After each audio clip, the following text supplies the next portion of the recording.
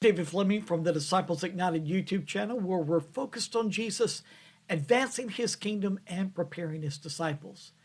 Now we're studying the wilderness journey, how the Lord is leading the Israelites out of their bondage in Egypt, takes them through the Red Sea, and then takes them into the wilderness, where he is going to teach them and train them and prepare them so that they will be able to thrive within the promised land that he has promised to give them.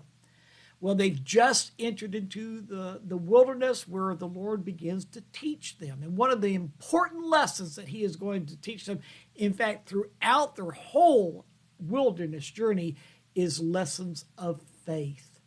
You see, we've got to learn to trust Jesus. He is going to speak to us, as we studied yesterday. He is going to speak to us, to our spirits. He is going to speak to us through his word, and we've got to listen. Jesus repeatedly said in the Gospels, he that has ears, let him hear. That means that he's speaking, but we've got to be willing to hear, and we've got to embrace what he says by faith. You know, the lessons that we must learn about living by faith are numerous, and they are so vitally important.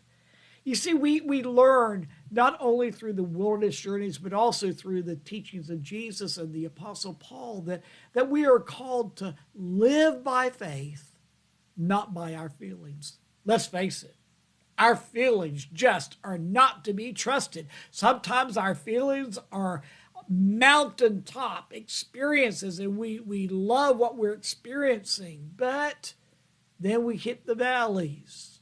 And so our feelings are just all over the place. But if we are living by faith, whether we're on the mountain or whether we're in the valley, everything's okay. Because by faith, our focus is on Jesus. Our ears are attuned to his rhema word and his written word. And we're embracing it and obeying it. Well, as we learn to live by faith and not our feelings, as Paul expressly said, for we live by faith, not by sight. But we also learn to put our trust in Jesus no matter what the circumstances seem to be around us. You see, the Israelites early on, the very first thing that they encountered in the wilderness was no water. Well, they grumbled, they complained. And that didn't, of course, help anything. That didn't cause the Lord to give them water. The Lord gave them water by mercy. It wasn't their faith.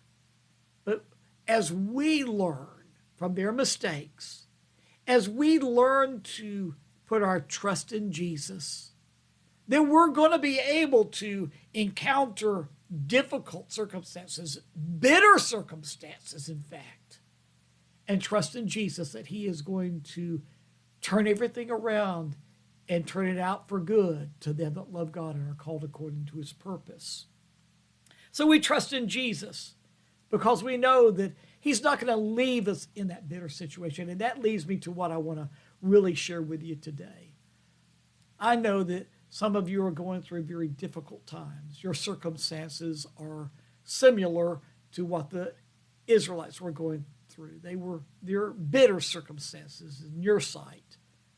But you know, you won't be there forever. Just remember, right after the Israelites had gone through that testing of their faith at Marah, and they encountered those bitter waters, and the Lord turned the waters into sweet waters that they could drink. Right after that, the Lord took them to a place called Elim. Listen to this. Exodus chapter 15, verse 27. Then they came to Elim, where there were 12 springs and 70 palm trees, and they camped there near the water. So hold on. Trust in Jesus. Focus on Jesus.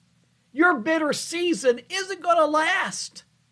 He's going to take you to a place of rest. Just listen to him. Follow him. Jesus knows where you are and is going to get you to a place of rest. I'll see you tomorrow.